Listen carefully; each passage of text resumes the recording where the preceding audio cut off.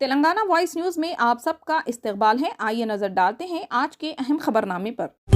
مرکزی وزیر ہردیپ سنگھ پوری نے منگل کو پارلیمنٹ کی نئی عمارت کے اوپر قومی نشان کی تصویر کشی کا دفاع کیا، جب اپوزیشن جماعتوں کی جانب سے مبینہ زبردست تبدیلی کی تنقید کے بعد ٹویٹس کی ایک سیریز میں ہاؤسنگ اور شہری امور کے وزیر نے زور دے کر کہا کہ اصل سارناتھ نشان اور نئی پارلیمنٹ کی عمارت پر نصب نشان میں کوئی فرق نہیں ہوگا۔ اگر سابق کو چھوٹا کیا جائے یا بعد والے کو اصل سائز میں چھوٹا کیا جائے۔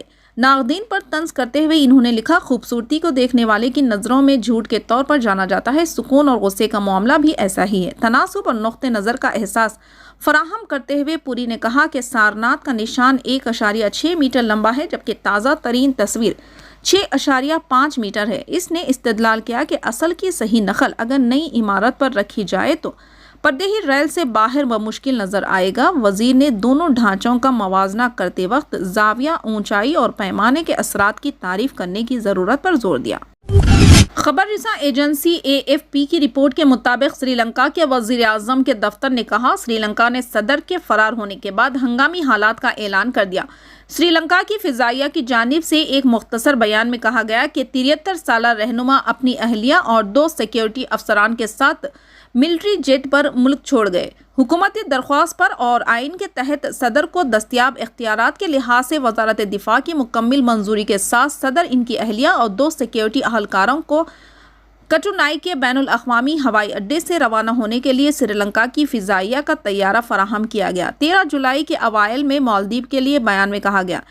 PTI کی ایک رپورٹ کے مطابق وہ ملک کو دیوالیہ کرنے والی معیشت کو غلط طریقے سے سنبھالنے کے لیے اپنے اور اس کے خاندان کے خلاف عوامی بغاوت کا سامنا کرنے سے چند گھنٹے قبل ملک چھوڑ کر بھاگ گئے تھے۔ وزیر اعظم رانیل وکرما سنگھے بدھ کو نگراں صدر کے طور پر حلف اٹھائیں گے، جب تک کہ 19 جولائی کو اس کے عہدے کے لیے نامزدگیوں کے بعد 20 جولائی کو پارلیمنٹ کے ذریعے نئے صدر کا انتخاب نہیں ہو جاتا۔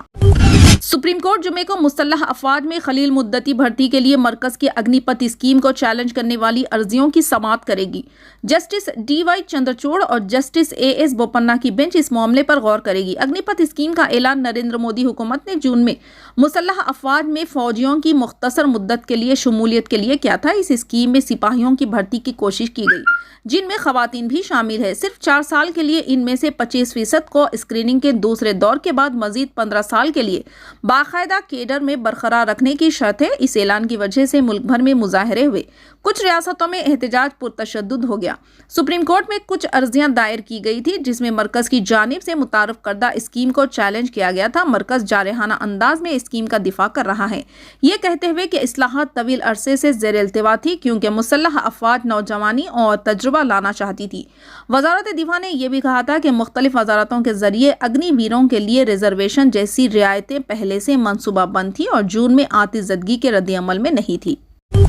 پہلی بار بھارت میں ایک نیا بلڈ گروپ ملا ہے، جو کہ دنیا کا نایاب ترین گروپ بھی ہے۔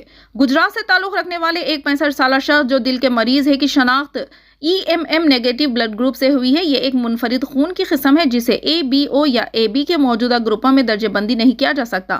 عام طور پر انسانی جسم میں 4 قسم کے بلڈ گروپ ہوتے ہیں، جو کہ مزید 42 اقسام کے نظاموں پر مشتمل ہوتے ہیں، جسے ABO، RH اور ڈفی 375 قسم کے اینٹیجنز بھی ہیں، جن میں EMM زیادہ ہے۔ تاہم دنیا میں صرف 10 ایسے لوگ ہیں جن کے خون میں EMM پائے جاتا ہے۔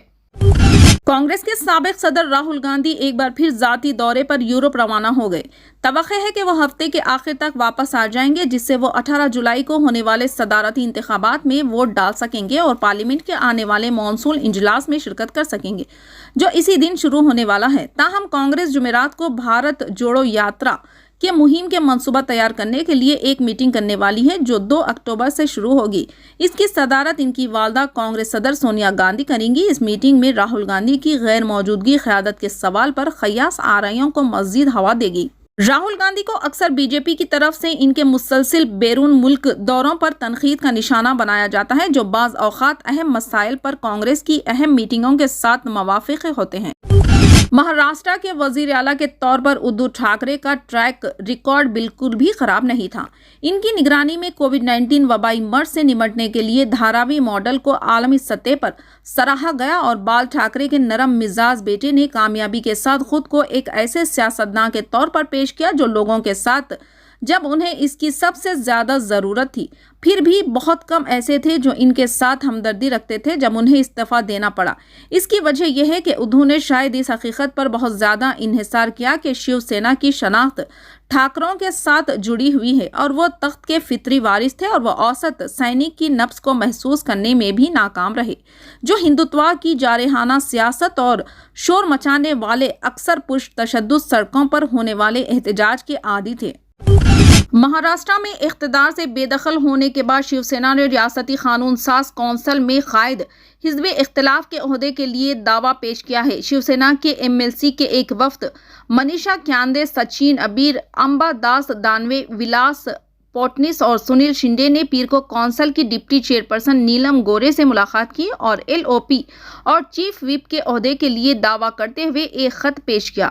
एनसीपी और शिवसेना के दरमियान मुकाबला है। इस खदशे के दरमियान इसके कुछ मेंबरान का रुख बदल सकता है। शरद पवार की जेर क़यादत एनसीबी रियासती मुखन्ना के ऐवान बाला में सेना की तादाद से सिर्फ 2 कम है।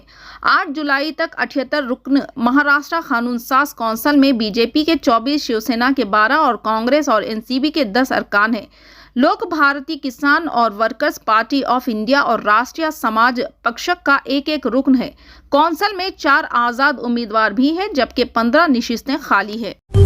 उद्धव ठाकरे की जेर क़यादत शिवसेना को एक ताज़ा झटका देते हुए पार्टी की तर्जुमान और मुंबई की साबिक कॉरपोरेटर शीतल महात्रे मंगल को वज़ीर आला एकनाथ शिंदे के धाड़ी के पास पहुंच गई। महात्रे मुंबई से शिवसेना के पहले साबिक कॉरपोरेटर हैं जिन्होंने खुलकर शिंदे की हिमायत का ऐलान किया। इसने 2012 और 2017 में शुमाली मुंबई के मज़ाफ़ाती दहिसर में वार्ड नंबर 7 की नुमाइंदगी की थी।